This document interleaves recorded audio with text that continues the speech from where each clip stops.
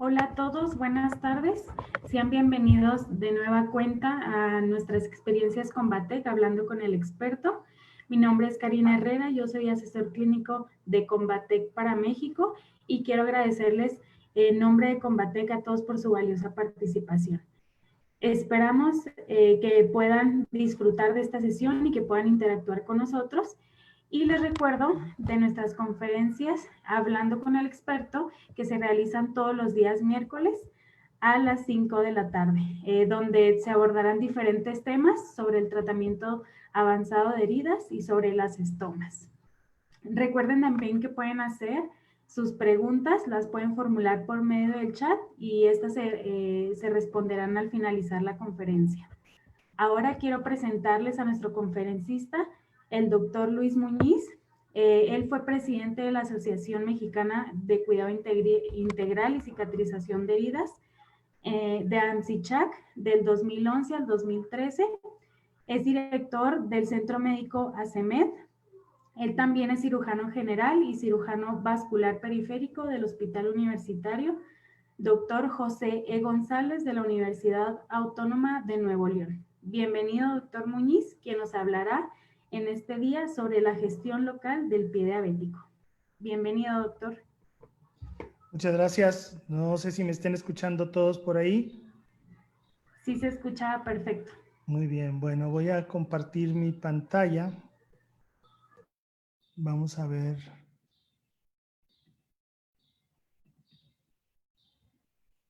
Avísenme, por favor, si se ve. Sí, doctor, La se está viendo. presentación. Sí. Como la mayoría de nosotros, soy un neófito en esto de los webinars. Voy a tratar de expresar un poco el concepto de la gestión local de las úlceras en el pie diabético. Cuando hablamos de gestión local, estamos hablando del aspecto directo de atención en la herida, y para eso hay un grupo de conceptos interesantes que han surgido en el tiempo y que se han ido modificando, que es parte importante de lo que vamos a platicar el día de hoy. Vamos a empezar. A ver, ¿qué me da? Tenemos una parte de tema que queremos llevar en orden. Vamos a hablar un poco de una breve introducción acerca de lo que está sucediendo con respecto al crecimiento exponencial que se está dando en el grupo de las heridas en general, y en el pie diabético pues con mayor razón. Vamos a hablar de un concepto que se llama heridas de difícil cicatrización, que eso nos va a llevar a ver que el punto más clave para que una herida no cicatrice adecuadamente es la infección, que es el factor agravante más importante que tenemos. Y luego vamos a tratar de interpretar un concepto interesante que viene a ayudar a la atención del tipo de paciente con una herida de difícil cicatrización, que es el de la higiene de la herida, que se une al concepto de TIME para, en conjunto con él, hacer una interpretación mejor o un manejo mejor de las heridas, principalmente de pie diabético. Vamos a hablar un poco de la plata y vamos a tener un par de casos clínicos para imaginar un poquito el concepto general o cerrar con una conclusión relacionada a todo esto que queremos hacer, que es hablar de procesos mentales, les llamamos yo, un mapa mental que nos dé una forma más programada de cómo atender una herida. Para introducirnos, pues sabemos que las heridas son una de las principales causas de morbilidad en los pacientes, sobre todo en los crónico-degenerativos, con un alto costo en la atención médica. Las Naciones Unidas ya mencionaron que las heridas crónicas representan el 2% del presupuesto de salud en Europa, y que se espera que entre 1 y 2% de la población en los países desarrollados tengan una herida difícil de cicatrizar en algún momento de sus vidas. Imagínense en los que no tienen un nivel de desarrollo, pues es mucho más alto este nivel de patología. Hablando de la diabetes, fíjense que pareciera que ha sido leve, pero vean cómo del 2000 al 2020 la prevalencia de diabetes se ha incrementado a más del doble, del 4.6 al 9.3, esto a nivel mundial. Y se han rebasado todas las estimaciones, porque, por ejemplo, nosotros ahora estamos prediciendo que son 578 millones de personas serán diabéticas para el 2030 y que para el 2045 serán 700 millones de personas. Como el nivel poblacional va aumentando, la prevalencia no aumenta demasiado, pero la cantidad de diabéticos sí va aumentando exponencialmente. Si ustedes se dan cuenta en los datos en color naranja, pueden ver cuáles eran las proyecciones hechas. Por ejemplo, en el 2013 se proyectaba que para el 2025 iban a ser 333 millones y esos 333 millones se alcanzaron, pero en el 2011, o sea, los rebasamos con mucha tranquilidad. Y entonces todas las expectativas que se ven en naranja del 2009, se esperaba que para el 2030 fueron 438 millones. Si ustedes se dan cuenta, ahora el 2019 ya teníamos 463 millones en realidad. Entonces, las expectativas que se tenían en el tiempo han sido rebasadas y ahora estamos en una epidemia franca de diabetes que ha llevado también a un incremento en el número de heridas y de lesiones por pie diabético.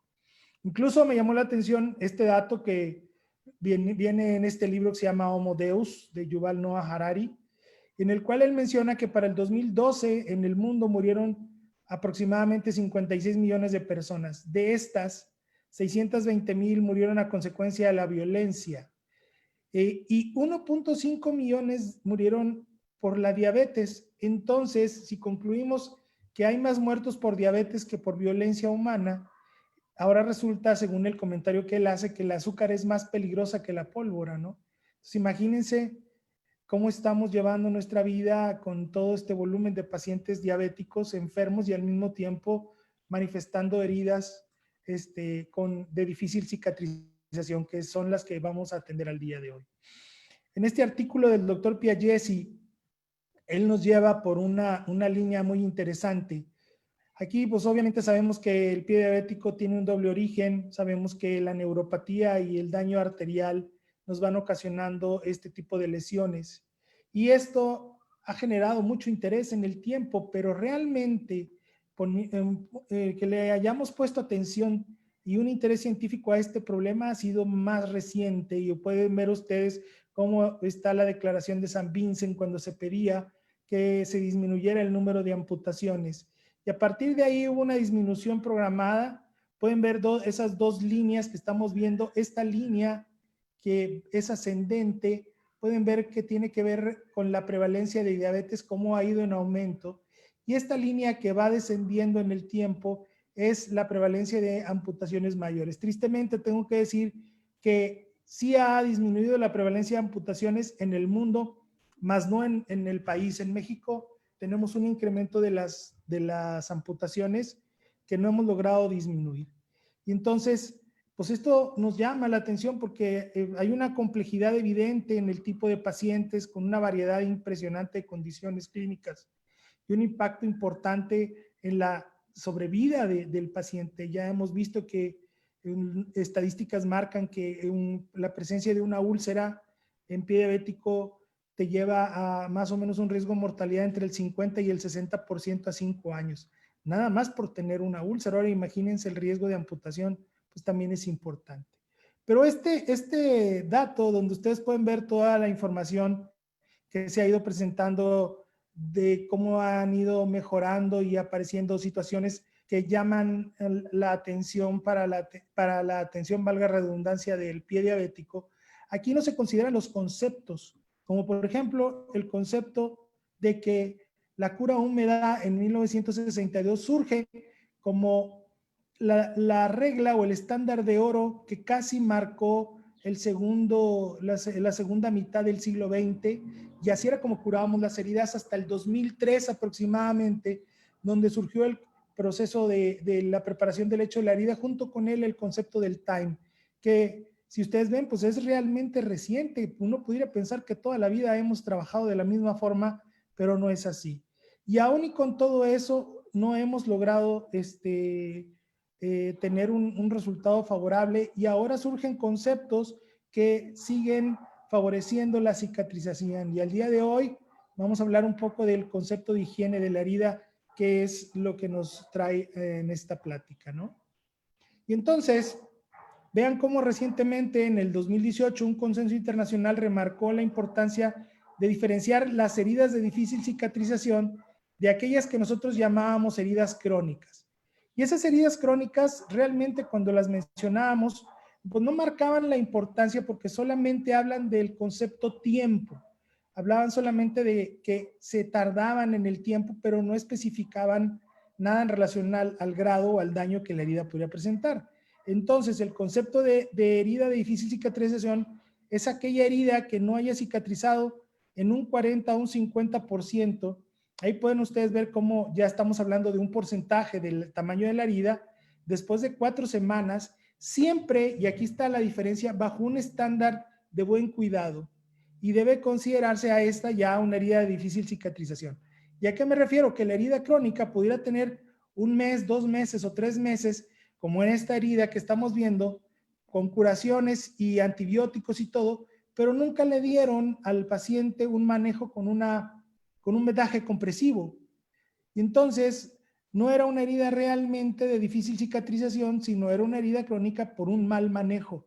Entonces, aquí el concepto de que se debe de decir que es de difícil cicatrización siempre y cuando haya estado bajo un buen cuidado. Si después de que estamos dando un buen cuidado, por ejemplo, una herida de pie diabético que no está mal vascularizada, que le están haciendo una descarga adecuada y todo, y sigue sin cicatrizar, entonces ya podemos considerarla una úlcera de difícil cicatrización.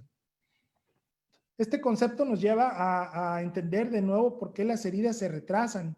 Entonces, estas heridas lo que tienen es un entorno dinámico, pero para mal, con una triada donde el tejido muerto o necrótico, el exudado, la sobrecarga de exudado y la carga microbiana interactúan entre ellos y van generando que el tejido del huésped se vaya dañando. Entonces, ese tejido que debe de ser sano permanece bajo un estrés oxidativo, donde vamos a encontrar la producción de especies reactivas de metaloproteinasas, especies reactivas de oxígeno, y eso va a provocar daño en el ADN de la célula con muerte celular y obviamente un daño proteolítico importante, agresivo en toda la herida, lo que va a impedir la cicatrización adecuada. Entonces, tenemos que la cicatrización tardía se relaciona principalmente a colonización o infección microbiana. Por ejemplo, esta herida, pueden ver cómo tiene una fijación, pero aquí podemos visualizar el hueso expuesto y la salida de material purulento a través de esa herida. Entonces, es una herida que difícilmente va a cicatrizar de esa forma. Hay también altos niveles de exudado o pérdida de tejido amplia, como en esta otra herida que ustedes pueden ver, una necrosis infectada en todo el dorso del pie, y obviamente exposición de estructuras críticas, como en este caso pudiera estar expuesta la arteria, y eso pudiera generar necrosis o más daño a nivel del tejido. Entonces, estas heridas, así como están, pudieran considerarse de difícil cicatrización si no cambiamos ese círculo vicioso que se está presentando al día de hoy. ¿Por qué? Porque el riesgo de infección siempre va a ser muy alto en las subpoblaciones de este tipo de pacientes diabéticos con problemas de enfermedad venosa o arterial, ¿verdad? Y esa infección es lo que impulsa una mayor utilización de recursos, a los reingresos hospitalarios, a una hospitalización prolongada o a múltiples cirugías, incluso amputaciones, como en estos casos que el riesgo de amputación transmetatarsiana o incluso una transtibial pudiera ser importante por el nivel de infección que está presentando esta herida, ¿no? Y cuando tenemos una infección que se mantiene durante mucho tiempo, estas colonias bacterianas van a volverse resistentes a los antibióticos e incluso se van asociando entre ellas para formar un consorcio, el cual se va a autoproteger a través de la formación de una matriz de exopolisacáridos. Se vuelven bastante sinérgicas, se ayudan entre ellas, y entonces van a generar un ciclo en donde generan esta protección para desarrollarse, informarse entre ellas, y finalmente van a liberar de nuevo las las células ya con una información diferente y que pueden generar una reinfección o un agravamiento del proceso infeccioso dentro de la misma herida. Y son aquellas heridas que vemos que van bien y de repente se dañan o se agrava la herida y dices, ¿por qué pasó eso? Bueno, porque ahí había un grupo de bacterias que no habían sido retiradas adecuadamente y se mantenían a modo de una biopelícula o biofilm, como le llaman en el idioma americano, pero pues al final es una biopelícula que está deteriorando la herida y que nos va a impedir llevarla a una cicatrización adecuada. Y bueno, ya se ha revisado, se han hecho estudios que demuestran que las heridas crónicas van a formar este tipo de consorcios bacterianos llamados biopelículas. Por ejemplo, un estudio en el 2016 mostró que entre el 60 y el 90% de las heridas difíciles de cicatrizar tenían biopelículas en comparación con el 6% de las heridas agudas. Entonces, cuando una herida está cronificada, hay una incidencia alta de probabilidad de que tengan esa biopelícula. En otro estudio anterior, en el 2014, se encontró que la biopelícula bacteriana se encontraba aproximadamente en el 80% de las infecciones cutáneas crónicas. Y luego imagínense un estudio más, que es una revisión de varios casos, de varios estudios, donde se vio que las biopelículas existían en las heridas difíciles de cicatrizar. En este estudio se incluyeron úlceras por presión, úlceras venosas e incluso las úlceras por pie diabético, y se encontró que había una prevalencia del 78.2. Si ven estos tres estudios y los revisamos y hacemos una media, estamos hablando que más o menos el 80% de las heridas difíciles de cicatrizar van a presentar una biopelícula nada más por estadística. Que no tenemos una forma de manifestar o de identificar la biopelícula que la podamos identificar plenamente. Si la clasificamos la herida como de difícil cicatrización, debemos asumir que ya tiene una biopelícula. Como podemos ver, esta herida que ustedes pueden analizar, y algunas personas pudieran decir por este nivel de granulación que presenta, que la tendencia a decir es que va muy bien, pero vean cómo tiene un enrojecimiento en el borde y cómo presenta un tejido necrótico francamente que no ha sido adecuadamente desbridado, y esa es la parte importante que debemos de entender. Esto debe ser retirado rápidamente, y esto también, si no, tarde o temprano, este proceso que puede llamarse una biopelícula va a cambiar y va a generar que este tejido se necrose y nos va a complicar esta herida que, aunque nosotros pudiéramos pensar que va mejorando, evidentemente no tiene un buen manejo, ¿verdad? Y podemos ver, por ejemplo, en esta otra herida, como si presenta un proceso hematoso.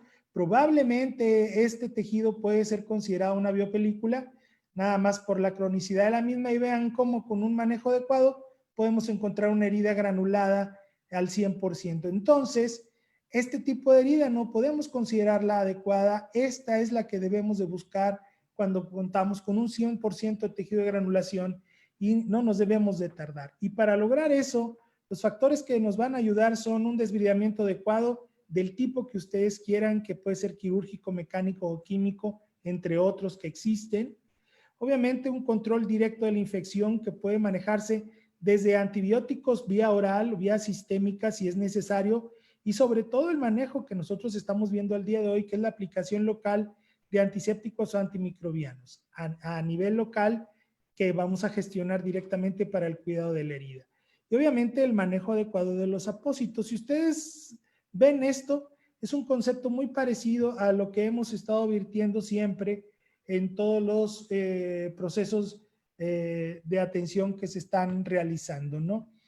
Llámese un proceso como el TIME o un proceso como el DOMINATE, siempre estamos hablando de lo mismo, del manejo adecuado de la limpieza que se debe de realizar a nivel de la herida. Y podemos ver que en este consenso que se manejó sobre el manejo, del biofilm, aquí podemos ver que cuando nosotros sospechamos que tiene una herida biofilm, que ya hablamos que puede ser hasta el 80% de las heridas crónicas, ¿sí? Hay que reducir la carga de este con un desbridamiento y una limpieza vigorosa. Hay que prevenir que se vuelva a contaminar, y hay que suprimir la nueva formación del biofilm a través de los antimicrobianos tópicos secuenciales. Si se dan cuenta, seguimos hablando de los mismos aspectos. Pero aquí también tenemos el proceso de la reevaluación de la herida constante hasta que lleguemos a una cicatrización adecuada.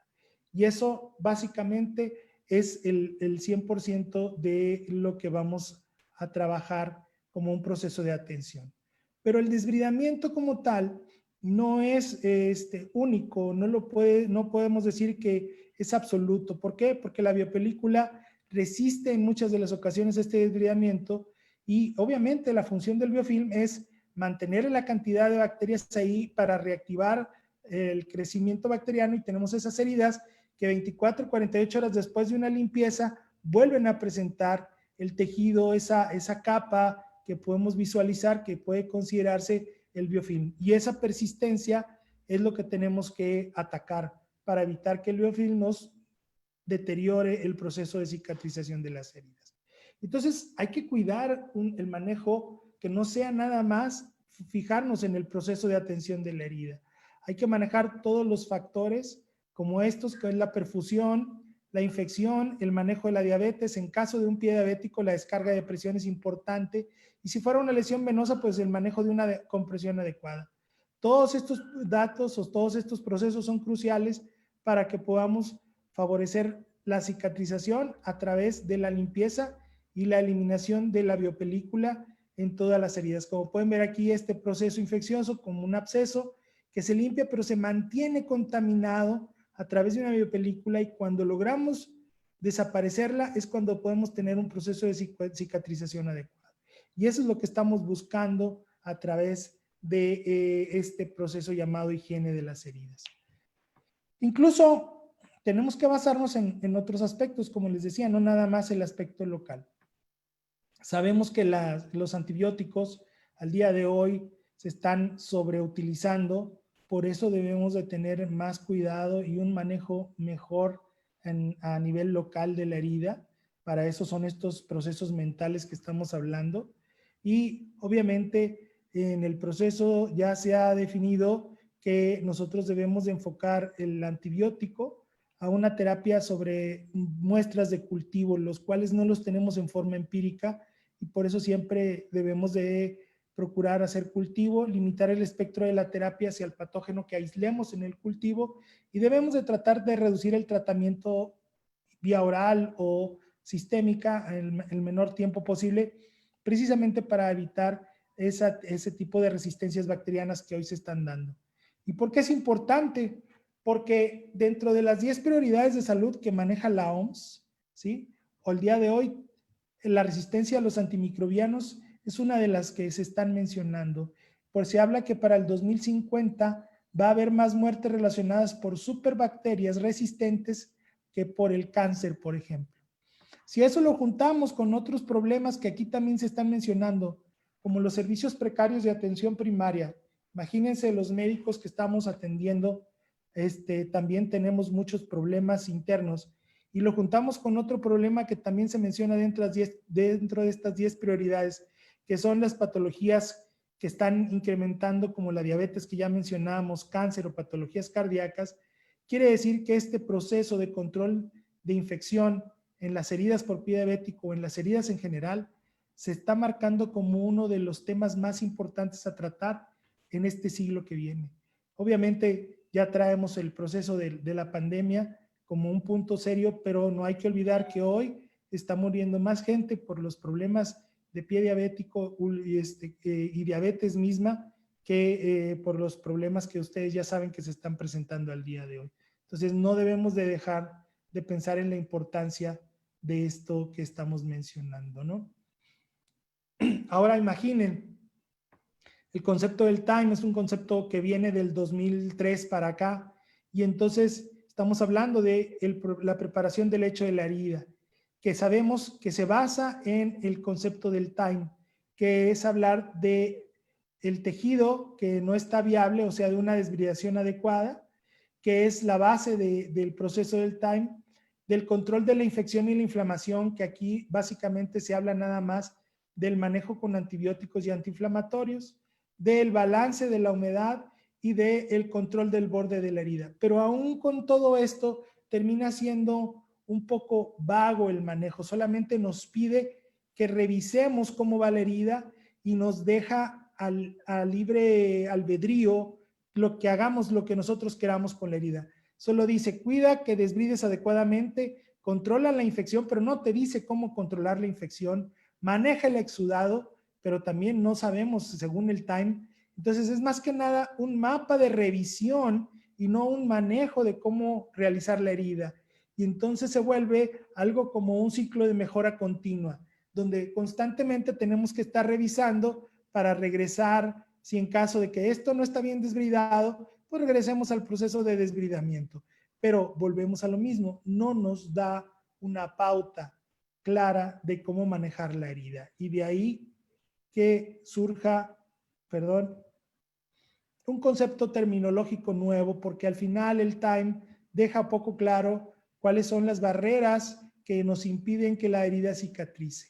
Porque sobre todo, si ya hablamos de que 80% de estas heridas tienen un biofilm, tenemos que empezar a hablar de un cuidado de la herida basado en el biofilm. Entonces, hay que sugerir una transición en un término simple y fácil de entender, que es, por ejemplo, este que mencionamos ahora, que en el consenso que está por ahí del 2019 se llama higiene de la herida. Y este proceso de pensamiento nos impulsa a un cambio en la práctica y a mejorar la atención del paciente. Esto que ustedes ven aquí puede ser un absceso que se drenó, pero pueden ver cómo hubo necesidad de abrir todavía un poco más la herida. Vean cómo el borde está queratóxico y cómo después se empieza a limpiar hasta que llegamos a una cicatrización adecuada. Pero ¿cómo lo hacemos? ¿Cómo llegamos desde una infección simple, contaminada por un tendón que no sabemos qué hacer, a una cicatrización adecuada de la misma lesión? Y para eso nosotros aceptamos que todas estas heridas crónicas tienen una biopelícula. Aceptamos, obviamente, que la eliminación física de la biopelícula es esencial para proporcionar un ambiente saludable a la herida. Obviamente, sabemos que el desbridamiento es el primer paso, pero no es la estrategia completa para que la biopelícula desaparezca. Y bueno, como la biopelícula es el concepto que nos está retrasando la cicatrización, tenemos que capacitarnos y educarnos para mejorar este proceso. De ahí surge la higiene de la herida como concepto para comunicar que es importante que hacer una limpieza constante y descontaminar la herida para reducir la carga microbiana. Este proceso de higiene de la herida lleva 4 puntos que nos van a ayudar ahora sí a generar un protocolo de atención directo sobre la herida misma. ¿Y cuáles son estos 4 puntos? Obviamente, el primero es una limpieza de la piel y de la herida. Entonces, hay que descontaminar la piel perilesional y la herida misma para eliminar piel muerta, restos sueltos, exudado y microbios que estén libres para evitar una recolonización de la misma herida. Obviamente, después de que nosotros generamos esa limpieza, tenemos que ir al interior de la herida y generar un desbridamiento siempre que se ocupe. Hay que entender que hay heridas que ya no requieren desbridación, pero si vemos tejido como el que vimos en aquella herida que estaba en un porcentaje granulado y en un porcentaje infectado, tenemos que hacer una eliminación quirúrgica de todo el tejido necrótico o todo el biofilm que se encuentre a ese nivel. A veces pensamos o decimos que es fibrina lo que está ahí, pensamos que es un tejido adecuado que puede ser bueno para que avance el epitelio, pero generalmente las heridas crónicas nos damos cuenta que la secreción y la capa que se encuentra ahí, más que fibrina, es la presencia de un biofilm que no va a dejar que la herida cicatrice adecuadamente. Por eso tenemos que limitar todo ese tejido, retirar el tejido necrótico, el que pensemos que esté infectado, cuerpos extraños, y siempre que vayamos a hacer la curación tenemos que generar una desbridación adecuada siempre y cuando consideremos que la herida todavía mantiene tejido necrosado, sucio o contaminado. El siguiente paso después de la desbridación de la herida es revisar la capacidad de remodelación que tiene el borde del epitelio. Hay que recordar, como vimos en la herida, voy a regresar la diapositiva. En esta herida vean cómo aquí tenemos un borde queratóxico que no permiten el avance de las células epiteliales para el cierre de la misma. Entonces tiene que ser retirado para permitir que la piel vaya desarrollándose, creciendo y eliminando todo, cubriendo todo el tejido de granulación hasta el cierre de la misma herida, por ejemplo.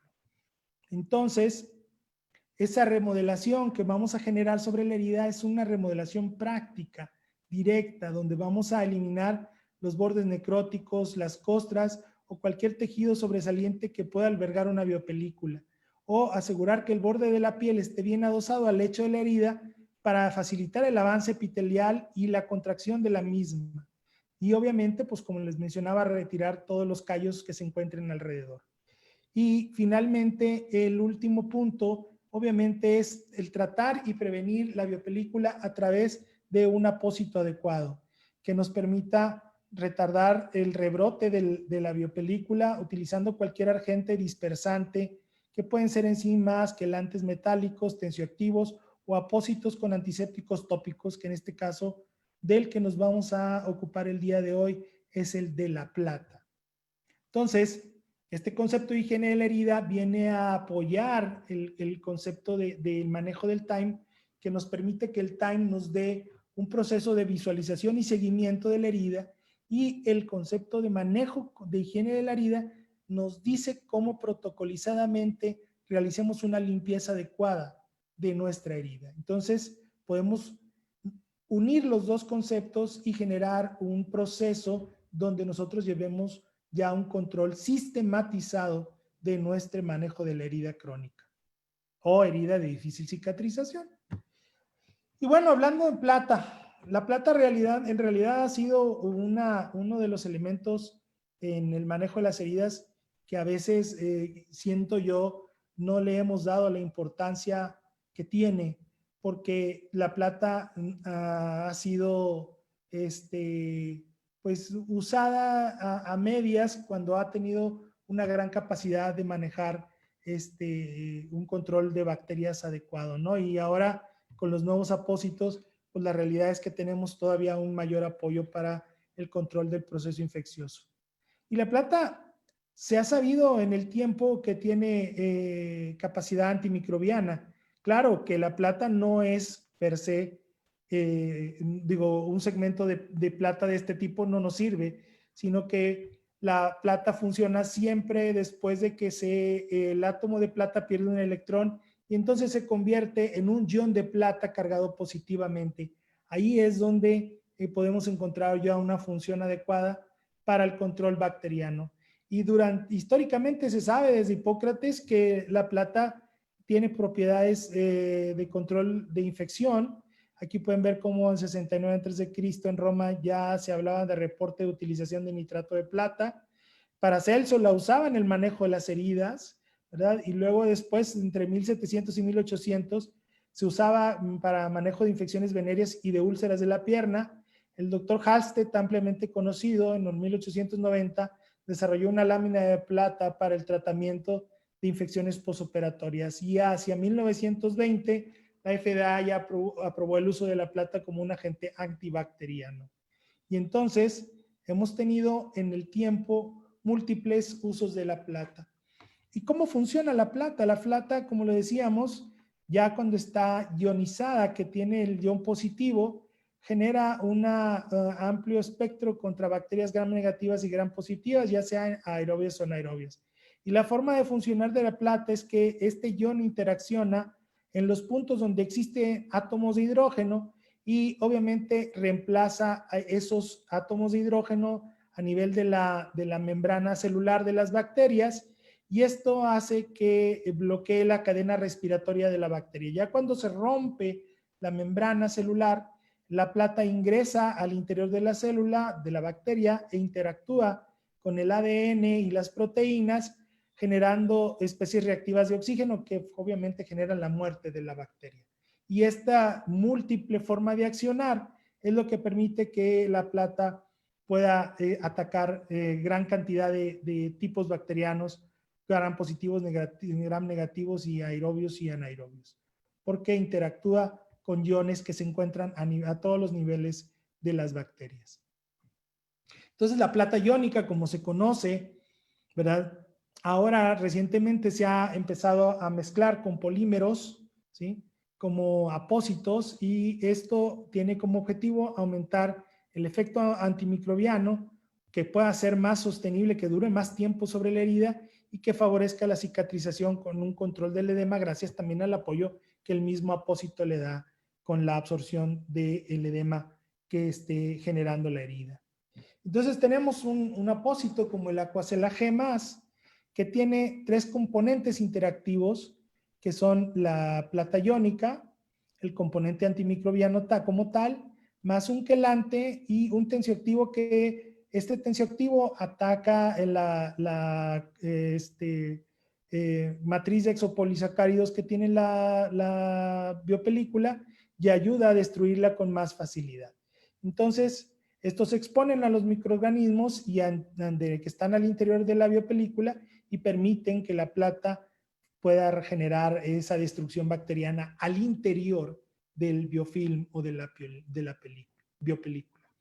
Entonces, ya para ver los casos, podemos hablar de este caso que ustedes pueden ver cómo es una úlcera venosa, la cual se generó el manejo convencional, pero también se le aplicó el parche que pueden ahorita ustedes ver, vean cómo se encuentra la úlcera ahí, y aquí pueden ver cómo se aplicó el Aquacel Extra AG con una espuma como un apósito secundario para control del edema, y obviamente un vendaje multicapa con flexidrés, que era el vendaje compresivo que ayuda a manejo del problema de la lesión venosa. Sabemos que las lesiones venosas, el estándar de manejo es la compresión. Entonces, si no la manejamos con la compresión, por más apósitos que pongamos, pues la herida no va a mejorar. Aquí podemos ver después del retiro del apósito cómo se encuentra el exudado bien manejado a través de este apósito de espuma, y cómo se encuentra el apósito de Aquacel, pues la coloración por la contaminación bacteriana que se presentaba, cómo se fue manejando a través de la plata, ¿no? Y aquí podemos ver la evolución de la herida, aproximadamente vean una mejora, como se puede observar que ya empieza a generar epitelio al interior de la misma, y ya después de aproximadamente 46 curaciones, pueden ver cómo la evolución de las heridas ha sido bastante favorable, ¿no? Entonces, el apósito de plata nos ha ayudado, ha demostrado que es un control de infección. Aquí podemos ver este caso, es un paciente masculino de 62 años, el cual era un diabético mal controlado que tenía daño renal. Eso es un doble problema porque tiene un problema venoso que le genera edema, pero aparte la insuficiencia renal genera un edema de extremidades por consecuencia de la insuficiencia renal que tiene ahí la contención del líquido al interior de su organismo, y obviamente por gravedad ese líquido se mantiene en las extremidades con mayor facilidad. Entonces es un doble problema que nos favorece el edema de la extremidad y el daño de la misma.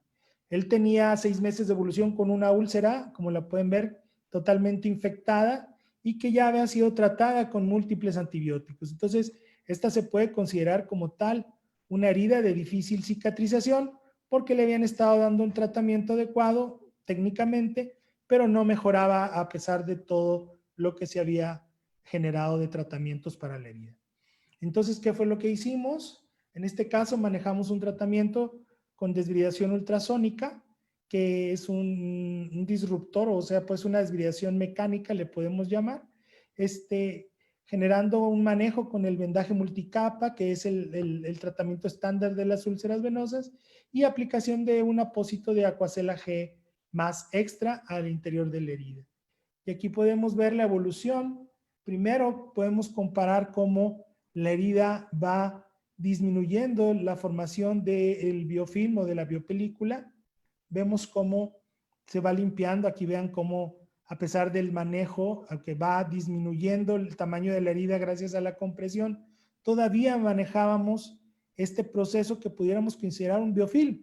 Luego la vamos viendo cómo, a pesar obviamente del manejo con Aquacel, ya se va mejorando hasta donde la pudimos llevar. Ustedes pueden ver aquí el pie, cómo se mantiene todavía con un edema importante. El paciente tenía una descompensación muy seria de su falla renal, ¿verdad? Desgraciadamente, pues el paciente a este nivel tuvo una complicación severa con edema agudo de pulmón y lo perdimos porque tuvo que ser hospitalizado de urgencia. La evolución de la herida, pues bueno, se ve bastante bien hasta donde pudimos llegar el manejo de la herida que le estuvimos dando a este paciente. Por ejemplo, tenemos este otro caso, que es un paciente diabético de 56 años, con 3 meses de evolución, que también fue posterior a un traumatismo por apoyo. El señor estuvo de rodillas durante mucho tiempo y lastimó la piel, puede considerarse una lesión por presión, sin embargo, pues bueno, fue en un solo momento y esa herida se infectó y entonces él se estuvo tratando sin ninguna mejoría cuando llegó con nosotros. Y aquí pueden ver ustedes el mismo manejo, vean cómo le dimos una limpieza mecánica con ultrasonido de baja frecuencia y la colocación del Aquacel AG+ extra para control del proceso de biofilm que estaba presentando el paciente, ¿no? Y ustedes pueden ver aquí la evolución de la herida, cómo fue favoreciendo hasta que fue cicatrizando. A este nivel ya le dimos un manejo convencional y con una evolución bastante favorable, ¿no? El paciente con el proceso de limpieza más la manejo de antibiótico tópico, que es la plata a través de la Aquacel gel más extra, nos dio un buen resultado y un buen control del proceso infeccioso. Entonces, ustedes pueden ver cómo este concepto que hoy llamamos higiene de la herida fue un manejo práctico, porque es un término que es intuitivo. Si nosotros hablamos nada más del time, pues nada más vamos visualizando, pero nos va comunicando cómo podemos hacer regularmente una descontaminación de la herida. Primero una limpieza, después una desbridación adecuada, finalmente una reactivación del borde a través de la limpieza del borde para que se vaya generando un cierre mecánico de la misma con avance del epitelio y finalmente un apósito adecuado que nos permita un control del biofilm en este tipo de heridas de difícil cicatrización. Entonces, si tenemos este proceso de atención constante, protocolizado, vamos a ver una evolución favorable y a través de eso, mezclándolo con el concepto del time que nos permite ir viendo una evolución adecuada de la herida, vamos a tener ya un protocolo de manejo más adecuado. Entonces, podemos decir que el concepto de higiene de heridas es consistente con los trabajos previos porque no se contrapone a ninguno de los protocolos que ya se están manejando y nos favorece a una intervención temprana porque estamos asumiendo que una herida de difícil cicatrización, por ende, ya tiene un biofilm y eso tenemos que manejarlo con un proceso más protocolizado, que puede ser que estamos presentando, que es el de higiene de la herida, ¿no?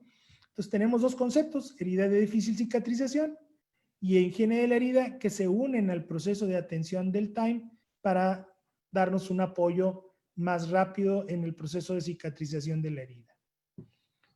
Simple, no debemos olvidar, por ejemplo, en este caso, que antes de cualquier aplicación de, por ejemplo, la plata que estamos viendo, tenemos que determinar la etiología de la herida, o sea, no, si es diabética, se le da el manejo adecuado de la úlcera diabética. Si es como en este caso, una úlcera venosa, como la que pueden ver con el edema, pues tenemos que manejar una compresión adecuada, ¿verdad? Que nos dé un control, porque el puro antiséptico como tal va a ser ineficaz si no le damos un manejo adecuado a la herida. Y pues obviamente debemos de entender que la limpieza y el desbridamiento de las heridas son cruciales. O sea, el puro manejo del antiséptico o el antimicrobiano no va a ser suficiente. Y finalmente, cualquier herida debe de manejarse con de acuerdo a la fase que esté en el concepto del time que estamos hablando, ¿no? Entonces debe haber heridas que van a manejar antibiótico y debe haber heridas como esta que ya no tienen un proceso infeccioso como tal, que a lo mejor ya no van a requerir este apósito y vamos a ocupar un apósito diferente, ¿no? Para eso existen los hidrogeles, hidrocoloides, obviamente las espumas dependiendo de cómo estén, y todos esos nos pueden ayudar. Yo aquí, por ejemplo, pudiera pensar que pudiéramos usar un producto como el SAF que nos ayuda también a mantener la herida adecuadamente hidratada para control de la epitelización. Y este consenso nos dice claramente en qué momento debemos de usar este tipo de antibióticos tópicos como la plata, ¿no? Y ya nada más para reforzar, se usan en la prevención de las infecciones de heridas agudas, por ejemplo, después de un traumatismo, una mordedura, una herida de bala, en la prevención de infecciones de heridas postquirúrgicas, en el tratamiento de heridas colonizadas con microorganismos multiresistentes, que es lo que estamos hablando ahorita, una herida de difícil cicatrización, para el tratamiento de heridas con infección clínicamente manifiesta, que obviamente incluye la colonización crítica, y como preparación para el desgridamiento y limpieza de heridas crónicas en los centros ambulatorios. Este consenso marca claramente dónde sí se puede usar un antibiótico tópico. Y terminando el concepto de la plata, nada más para que ustedes sepan, la plata en forma ionizada o nanopartículas exhibe excelentes propiedades antimicrobianas y antifúngicas, que es de lo que estamos hablando ahorita, la plata micronizada, que es la que se maneja en el Aquacela G más extra. Y hablando específicamente de este apósito, este artículo menciona que los componentes que tiene de antibiofilm y de antimicrobianos funcionan en sinergia para irrumpir en la biopelícula y exponer los agentes patógenos, y así favorece una acción antimicrobiana de esta plata que estamos mencionando, de la Aquacela G más extra, ¿verdad? Y pues básicamente esa es la plática, es de lo que queríamos comentar con ustedes para que podamos utilizar estos nuevos conceptos. Obviamente hay que ir implementándolos y conociéndolos. Si ustedes están interesados, algunos de ustedes en el concepto como tal, me pueden mandar un correo aquí a donde está, drluismuñiz@gmail.com, y yo con gusto les puedo hacer llegar los consensos de los cuales les he estado platicando el día de hoy. Y pues muchísimas gracias por escucharme en esta ocasión. Muchas gracias, doctor Muñiz, por su excelente ponencia, hablando sobre la gestión local del pie diabético. Recuerden que pueden escribirnos sus preguntas, sus dudas, y al finalizar la ponencia se van a exponer estas preguntas al doctor Muñiz para que nos pueda responder. Ahora continuaremos con la presentación del protocolo de cuidado para la prevención del pie diabético por la licenciada Janet Cristina López, coordinadora de Educación para México y Apoyo para Centroamérica. Hola, Cris. Hola, Cari, ¿cómo está? Bien, gracias. Ay, perdón. Listo. Bueno, entonces vamos a solo, bueno, después de mi presentación seguiremos con las preguntas con el doctor Muñiz. Muchas gracias, doctor, por hablarnos todo este tema del manejo de las úlceras de pie diabético, pero también es importante empezar a enfatizar en la prevención del pie diabético de las personas que están con este padecimiento. Entonces, debemos tener en cuenta unas estrategias que nos favorezcan este proceso del cuidado del pie. ¿Cuáles son los objetivos que siempre nos debemos plantear cuando estamos frente a una persona con diabetes? Es prevenir este tipo de lesiones. Hay que tratar y empezar a hacer todo este manejo integral de evitar las complicaciones que puede llevar. Ustedes vieron la presentación del doctor y vimos todas esas complicaciones que puede llegar a tener el paciente, y en las manos de nosotros está poder llegar a prevenir estas lesiones. Es importante, como lo habló el doctor, de mirar que los pacientes pueden llegar a tener unas neuropatías que pueden llegar a ser sensitivas, motoras, autonómicas, que esto repercute en ciertas condiciones en el pie y que pueden llevar a una lesión, como es la pérdida de la sensación del dolor, como es la parte de las atrofias, como las deformidades óseas que puede llegar a tener el paciente, y la parte autonómica, que es la ausencia de la sudoración, que puede llevar a agrietamiento, resequedad del pie. Entonces, por eso es importante que siempre cuando hay una persona con diabetes, enseñémosles a cuidar los pies, ¿Cómo lo vamos a hacer? Y esto es importante porque ellos tienen una evolución. La neuropatía autonómica periférica puede llevar a una atrofia de las glándulas sudoríparas. Y esto hace que haya una respuesta sudomotora. ¿Qué va a pasar? Que la piel se empieza a deshidratar, hay disminución de la sudoración del pie, empieza a haber un adelgazamiento de la piel y va a haber una formación de hiperkeratosis, que esto hace que haya un agrietamiento y empiece a haber una desecación, fisuras en el pie, lo puede llevar a una ulceración y pérdida del manto ácido, que es lo que hace que proteja la piel, toda esta parte de prevenir estas lesiones. Y por ende, se puede llegar a formar una herida que, como lo vimos, puede llevar a una amputación o a la muerte del paciente. ¿Cuáles son las características o las estrategias que nosotros debemos plantearnos cuando estamos frente a una persona con diabetes? Es empezar a generar programas para prevenir las amputaciones. Evaluar siempre la evaluación vasculopatía, neuropatías, alteraciones del apoyo, cambios dermatológicos que puede llegar a tener el paciente. Tomar medidas protectoras y correctoras que prevengan el desarrollo de estas úlceras de piel. Controles metabólicos con el paciente, protegerlo de las deformidades que los roces pueden generar en el calzado, los focos de infección y antecedentes de úlceras o de pie de Charcot. ¿Qué es importante? Pues tener una ruta para el cuidado del pie, y esta es una ruta que nosotros tenemos y que hacemos con las personas que tienen diabetes para enseñarles a cuidar sus pies y que esto se genere un autocuidado. Esto es importante, empezar a seguir estos pasos. Si ustedes requieren algo de esta literatura, ahorita vamos a dejar los datos para que nos puedan escribir y le podemos enviar este material.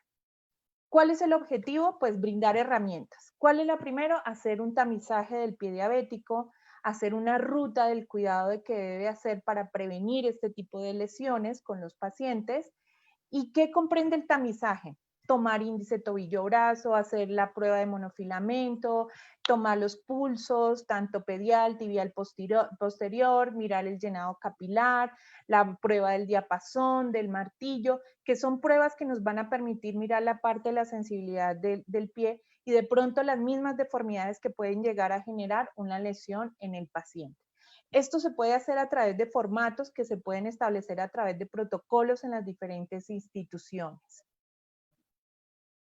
¿Y qué hay que recalcar con la persona con diabetes? Pues que entiendan sus pies, hay que enseñarle que se las revise diariamente, puede ser después del baño, que haga o que algún cuidador también lo pueda ayudar a hacer la revisión. Y es importante que si ellos están dentro de algunos programas, nosotros les enseñemos cómo hacer la revisión, que lo hagamos también junto con ellos para que puedan ver esta parte y lo importante que es la revisión diaria de los pies y que puedan llegar a determinar o detectar alguna alteración. El lavado y el secado de los pies es importante porque esto va a generar que no se formen infecciones como por hongos, entonces es importante el secado. La hidratación de los pies, como vimos antes, algo que puede llegar a pasar con los pacientes o las personas con diabetes es que tienden a tener una resequedad y unas fisuras, como ustedes pueden observar en la imagen, y esto puede generar también en focos de infección. Entonces, para eso tenemos que estos agrietamientos, es importante empezar a hidratar la piel, y una opción que podemos o sugerimos para ustedes es el Zap-Gel. El Zap-Gel nos va a ayudar a hacer una hidratación, ya que contiene agua, contiene carboximetilcelulosa y alginato, que lo que va a hacer es mantener esa hidratación de los tejidos y esa humectación ideal que necesitamos, manteniendo ese balance hídrico de la piel. Y tiene un componente que es el carbómero 940, que va a generar una película protectora. Esa película hace que empecé a restablecer también toda esa lesión del pie, y esto es lo que podemos observar. Después de 15 días, una recuperación de todo ese tejido que estaba dañado. Pero es importante hacer esta aplicación del Zap-Gel cuando vemos este tipo de lesiones. Ya después pueden continuar con alguna crema hidratante que tenga un pH neutro. También es importante que consentir las uñas, y aquí es enfatizar en la importancia de los podólogos. Ellos son los que hacen esta parte del manejo, la revisión, de cómo debe ser el corte de acuerdo a las condiciones que tiene el paciente. Entonces, aquí es el manejo integral que debemos tener, médicos, enfermeras, podólogos que deben integrar el manejo de la persona con diabetes. Entonces, esto es importante porque este tipo de cuando no se hace un buen corte de las uñas pueden llegar también a generar lesiones. Evitar golpes, cortadas y peladuras. Ustedes saben que el paciente, si llega a tener una neuropatía, pierde la sensibilidad y cualquier roce ellos no van a sentir. Entonces es importante proteger esas zonas que pueden estar en riesgo de fricción o de presión. Para eso, la sugerencia o la recomendación es la utilización de hidrocoloides como un Duodextratin, lo cual está compuesto por hidrocoloides, gelatina, pectina y carboximetilcelulosa, y tiene una película de poliuretano que es de baja fricción. Y esto hace que genere menos fricción, algunos roces con el zapato o algunos apoyos que puede llegar a tener el paciente. Entonces, como ustedes observan acá, este paciente tiene un alus valgus en donde el zapato genera una lesión. Entonces este tipo de hidrocoloides como el Duodextratin puede ser una opción para que disminuya esas fricciones. También para la protección tenemos el apósito Foam Light, es un apósito delgado, es un apósito que nos ayuda a proteger también de esas zonas que pueden estar en riesgo de alguna presión por el zapato. Este apósito viene con una película de espuma, viene una lámina externa de poliuretano, y lo que va, el adhesivo que va en contacto con la piel es de silicón, que va a ser súper suave y es súper delgado, que no va a interferir con el zapato que pueda llegar a tener el paciente. Entonces nos evita esas lesiones como abrasiones, laceraciones o cortes menores que puede llegar a tener el paciente en sus pies. Y pues también es importante elegir un buen calzado del paciente, que sea un zapato cómodo, que no tenga costuras y que se acomode muy bien al pie del paciente. Esto es importante en la elección de este tipo de zapatos, y también ahí nos pueden ayudar un poco la parte de podología. Disfrutar las caminatas diarias, es importante incentivar a las personas con diabetes que caminen, que hagan ejercicio, que se cuiden, que diariamente estén revisando los pies, que estén teniendo en cuenta esta ruta, y pues tener una actitud positiva. Si quiero, si puedo y lo estoy logrando, que es importante apoyar a las personas con diabetes para que puedan cuidar sus pies y que no lleguen a progresar en la enfermedad. Entonces, esto era el mensaje que queríamos darles. Son recomendaciones. Si ustedes quieren tener mayor información, pues nos pueden llegar a escribir para el manejo de este tipo de prevención. También tenemos pues un portafolio amplio, como lo habló el doctor Muñiz, en cuanto al manejo de las heridas, dependiendo del exudado, dependiendo de las características que tengan las heridas. Tenemos los geles, como el SAP Gel, el Duer Gel, que son geles que nos ayudan a la hidratación de ese tejido necrótico o tejido esfacelar y nos llevan a un desbridamiento autolítico. También tenemos para heridas infectadas o heridas con altos exudados, como el Aquacel Gemas Extra, que fue el que nos mostró el doctor Muñiz, y también como apósitos para exudados moderados, tenemos el Aquacel Foam, Aquacel AG Foam, que nos va a favorecer también este manejo del exudado. Igual puede ser como apósito secundario o apósito primario, porque viene con tecnología Hydrofiber. Y para el proceso de epitelización, ya para proteger ese tejido, tenemos Foam Light, que es un apósito de espuma, o el Duodextratin, que también nos favorece muchísimo. Esta información, pues como les dije, ya se la podemos hacer llegar para que ustedes tengan qué tipo de apósitos y qué pueden manejar con sus diferentes pacientes, y también la importancia de qué tipo de acciones podemos hacer en la parte de prevención. Bueno, esa era parte de lo que quería mostrarles, y esta imagen en cuanto a las capacitaciones, las jornadas de educación que nosotros estamos dando, nosotros también apoyamos a los pacientes, a ustedes como ven en esta imagen, enseñándoles a hacer toda la parte del tamizaje, del cuidado tanto para los profesionales, como ustedes ven acá a los pacientes también, enseñándoles a ellos a cómo cuidar sus pies y cómo revisárselos adecuadamente. Entonces, pues muchas gracias y pues vamos ya entonces con la sesión de preguntas. Al final les voy a dejar los datos de nosotras para que nos puedan escribir. Excelente, muchas gracias, Cris, por tu aportación y por tu conocimiento, por poder compartirnos esta parte. Vamos a pasar a la sesión de preguntas. Tenemos bastantes preguntas para el doctor Muñiz. Vamos a empezar con la primera de Juan Ramón. Nos pregunta, ¿en cuánto tiempo nos damos cuenta cuando una herida se hizo resistente al antibiótico? Pues yo diría que prácticamente de inmediato. O sea, una herida como tal, si nosotros la vemos por primera vez y le damos manejo y a las 48 horas no vemos que esté adecuadamente limpiándose, que volvamos a ver la herida otra vez sucia, pues lo que estamos haciendo evidentemente no está funcionando. Y hay que considerar que el antibiótico como tal es nada más parte del tratamiento.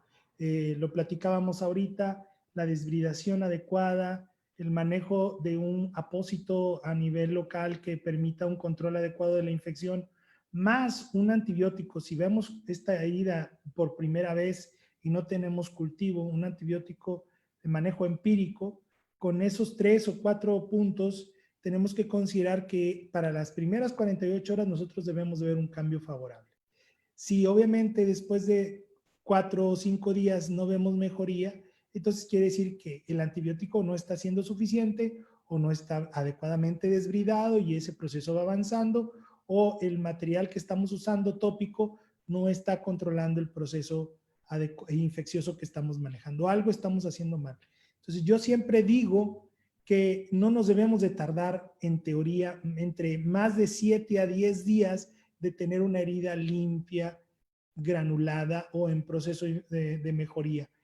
Si lo vemos de esa forma, quiere decir que desde el primer cambio de apósito, o sea, habrá algunos que cambiemos a las 24 horas porque queremos estar seguros de que todo va bien, o habrá otros que después de la primera curación los revisemos a las 48 o a las 72 horas, dependiendo del manejo que le queramos dar al apósito que estemos dándole. Un acuacelaje más, te puedes revisar la herida incluso cada 4, cada 5 días si tienes la tranquilidad de que la herida está adecuadamente desbridada.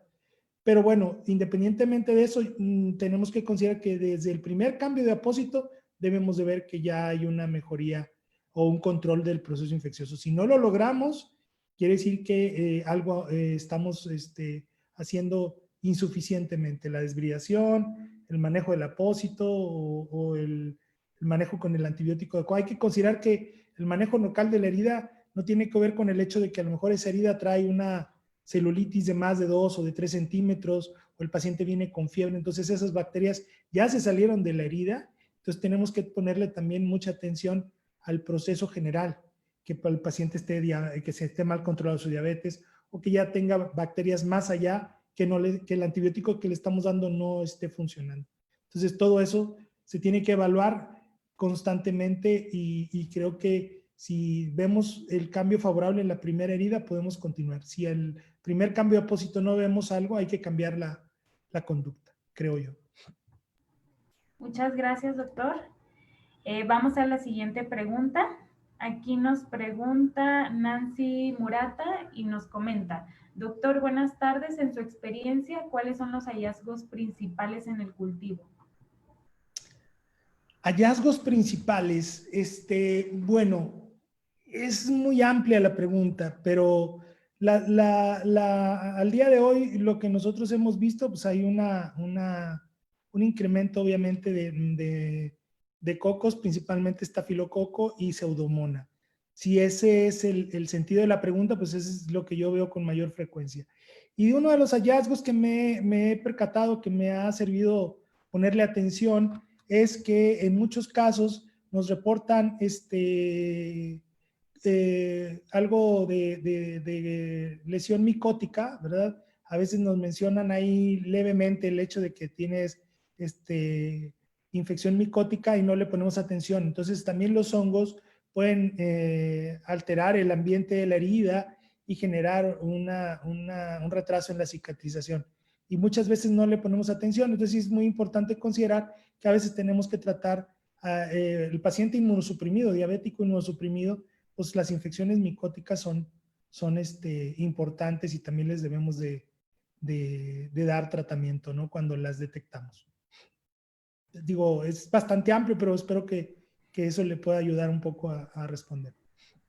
Muchas gracias, doctor. Pasamos a la siguiente pregunta y es de Olga Muñoz y nos dice, doctor, ¿qué porcentaje de pacientes con pie diabético recaen en las mismas lesiones o desarrollan lesiones nuevas?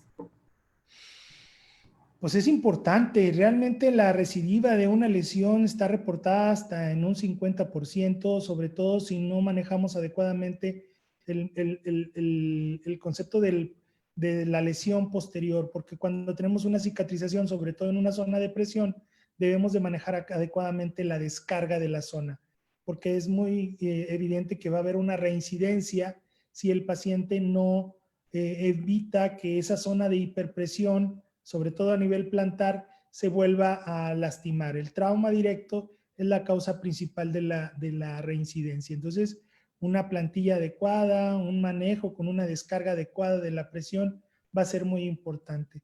Y pues básicamente todas las heridas deben de tener un cuidado posterior, porque un paciente con una úlcera cicatrizada se vuelve un paciente de alto riesgo para una recidiva, ¿no? Pero sí es un porcentaje importante, sobre todo si no manejamos el concepto de descarga adecuadamente. Bueno, doctor, nos están preguntando acá, primero le están felicitando por la excelente ponencia y dice Verónica Camacho, quisiera preguntarle, doctor, en su primer caso de úlcera venosa, ¿cada cuánto le hacía el cambio del vendaje? Era vendaje flexidre, ¿cierto, doctor? Sí, el vendaje realmente depende mucho del tipo de paciente. El apósito te permite, el acuacelaje más te permite cambiarle hasta por semana, pero yo voy a ser muy honesto, yo no soy de las personas que se tardan tanto en ver al paciente. Yo generalmente el cambio el apósito cada 4, máximo cada 5 días. Si el paciente está muy bien, sí le cambio cada 5 días el vendaje multicapa y el apósito como tal, le hacemos el proceso de limpieza de la herida, curación, el manejo de higiene de la herida, le colocamos de nuevo el apósito y le volvemos a poner el vendaje multicapa. Si está muy bien, cada 5 días. Si tengo dudas por el proceso infeccioso, casi siempre me voy a los 2 o a los 3 días, dependiendo del manejo. Pero hay que entender que el vendaje multicapa funciona en el tiempo. O sea, tienes que dejarlo bien colocado para que el paciente al caminar haga un efecto de bomba que permita que la compresión disminuya el edema, favorezca el flujo venoso y al mismo tiempo la disminución del tamaño de la herida, del flujo de la cicatrización. Entonces, sí hay que dejarlo colocado, no lo puedes estar cambiando diario, ni mucho menos, sobre todo porque el costo es importante, pero sí creo que yo de 3 a 5 días diría yo que cambio el vendaje. Gracias, doctor. Gracias, doctor. Nos hacen aquí otra pregunta, Natalie, y le pregunta directamente que cuál es su opinión referente a la sulfadiazina de plata y el óxido de zinc combinado. Fíjate que yo la sulfadicina la dejé de usar hace mucho tiempo. La realidad es que los productos como tal es casi lo mismo que si le pusieras una moneda de plata a la herida. O sea, sí va a liberar iones, pero son mínimos en cantidad comparado con la cantidad de iones que te da una plata microlizada, una plata ionizada, como la que se está usando ahora con el Aquacel más y los productos que tienen plata. Hay otros productos, pero en general todos los productos que hoy se están usando tienen plata ionizada, micronizada, y la sulfadiazina realmente ya tiene bastante tiempo que comparativamente hablando con los nuevos productos que tenemos con plata, pues sí dejó de ser relativamente útil, ¿no? No la descarto cuando no hay otra opción, ¿verdad? Pero realmente pudieras pensar que el efecto que tiene más bien es de un hidrocoloide, ¿no? O sea, liberan tan poquita plata digo, plata iónica estamos hablando, que no tiene un efecto como tal, pero pues al hablar de eso como un hidrocoloide, como una apoyo para mantener la humedad de la herida, pues sí es adecuado. El óxido de zinc te diría que tengo muy poca experiencia, no lo he utilizado, entonces no podría emitir una opinión al respecto. Muy bien, doctor. Nos están preguntando acá, Guadalupe Acanel Sánchez dice, ¿el SAP Gel lo podemos usar en tunelizaciones? Sí, es muy útil. Yo la verdad te pudiera decir que es el más importante porque el alginato te permite que independientemente del grado de humedad que tiene la solución, también es bastante absorbente. Entonces, sí te puede servir. Ojo, hay que entender que el SAF no tiene un manejo de una tunelización infectada como tal, no sería conveniente, pero si tú estás seguro de que tienes un control del proceso infeccioso y tienes la tunelización, le puedes manejar el SAF sin problema. Es muy útil para ese tipo de lesiones, siempre y cuando no estemos hablando de un proceso infeccioso. Muy bien, doctor, muchas gracias. Muchas gracias, doctor. Nos pregunta María de Los Ángeles, ¿cuánto tiempo deja el apósito acuacelaje más extra sobre una herida? Era lo que les decía, idealmente ustedes dicen que pues una semana. Yo no dejo ni una herida de verla una semana. Yo lo más que espacio una visita de un paciente son 5 días, porque soy muy timorato, muy temeroso, siempre quiero estar al pendiente de la herida. Digo, entiendo que no puedes estarlo viendo diario, pero con este tipo de apósitos sí los dejo cada 4, cada 5 días como máximo y los estoy revisando en ese lapso de tiempo. ¿Por qué? Porque uno de los grandes problemas es la falta de supervisión, así lo veo yo y creo que eso me ha permitido hacer que las heridas vayan favoreciéndose el círculo virtuoso donde van cicatrizando con una supervisión férrea, apegada, y por eso trato siempre de verlos lo más seguido que se pueda, ¿no? Sin dejar de entender que el apósito tiene una función en el tiempo bastante buena, ¿no? Que sí funciona, pero yo prefiero revisarlos antes. Muchas gracias, doctor. La última pregunta la hace Leonela Pérez y nos pregunta, ¿qué tan efectivos es el uso de apósitos más compresión en las úlceras venosas y en qué tiempo es recomendable pasar a un manejo más agresivo como una safenectomía? Bueno, eso está bien escrito. O sea, el estándar de manejo de una úlcera venosa es la compresión. Todos sabemos que un paciente con una compresión adecuada, la úlcera tiene un porcentaje importante de cicatrización. El apósito que tú coloques tiene que ver más que nada con el hecho de que si la herida está infectada o no. Y como tal, es el manejo que estamos mencionando, el manejo local de la herida. Herida infectada, pues aquí no estamos sugiriendo el uso de la plata con el acuacelaje más extra, que es el apósito que tiene el antibiótico más el surfactante que ayuda al control del biofilm. Y si no estuviera infectada, un apósito o un gel como el SAF o un apósito como los que mencionábamos del Duoderm, te pueden servir. Pero realmente el manejo para la úlcera venosa como tal es la compresión. La safenectomía, ya después de que hiciste una revisión del paciente clínica y le tomaste un estudio y no tiene datos de trombosis venosa profunda y no tiene una insuficiencia una profunda severa y sabes que el manejo de las venas, ya sean los reflujos largos o cortos o longitudinales o transversales, como le llaman los argentinos, ya sea una perforante, una safena mayor, una safena menor, siempre se habla de ellas cuando tienes una herida de más de 10 centímetros que no cicatriza, o una herida, una úlcera que tiene más de un año con tratamiento y no cicatriza. En ese momento está indicado realizar un control de safenectomía. Y cuando la herida ya cicatrizó, la safenectomía también se recomienda para evitar recidivas. Esos son los dos puntos en donde creo yo que la safenectomía puede ser útil. Cuando la herida es más de 10 centímetros y no ha cicatrizado adecuadamente, o para evitar una recidiva de la ulceración, ya puedes manejar safenectomía, ya sea láser, radiofrecuencia o cualquier otro proceso que quieras realizar. Muchas gracias, doctor. En nombre de Combatec le damos las gracias por su ponencia tan interesante sobre la gestión local del pie diabético. Muchas gracias también a los participantes por sus preguntas. Y doctor, pues muchas felicidades. Lo mando a felicitar mucho por el chat, los participantes. Y pues además, gracias también por compartir con nosotros su experiencia y sus conocimientos que son muy valiosos. Al igual, también muchas gracias a Cristina por ese protocolo sobre soluciones para la prevención de las lesiones en el pie diabético. Y al igual, pues agradecer a todos los participantes por conectarse.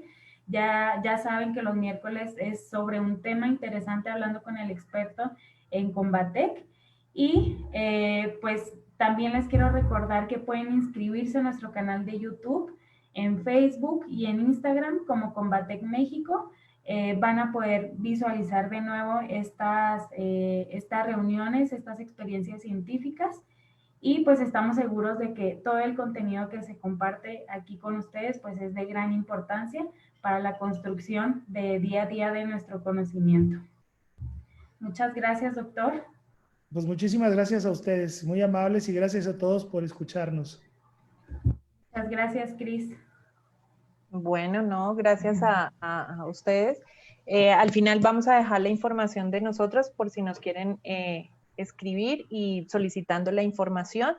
Nos gustaría que nos escribieran de dónde nos están escribiendo, de qué institución, si son, qué profesión tienen y de qué ciudad o qué país, porque doctor, también nos están viendo desde Dominicana, Costa Rica, Salvador, Panamá, Guatemala, Nicaragua, Ecuador, Colombia, bueno, por toda Latinoamérica nos están viendo, y pues un saludo a todas las personas. Sí, señor, saludos a todos, y no olviden de difundir esto, que va a ser todos los miércoles.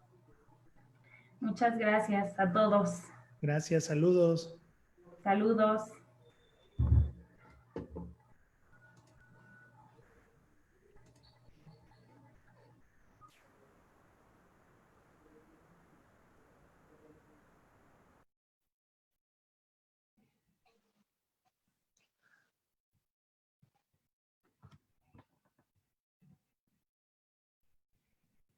Se me ponen las preguntas de